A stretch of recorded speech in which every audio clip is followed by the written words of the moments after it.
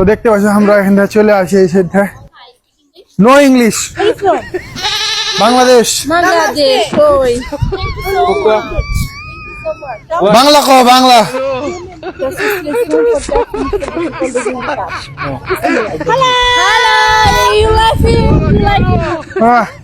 বাংলা কো, বাংলা। আলিবা টাকা নিতে স্যার বাংলা কই দে,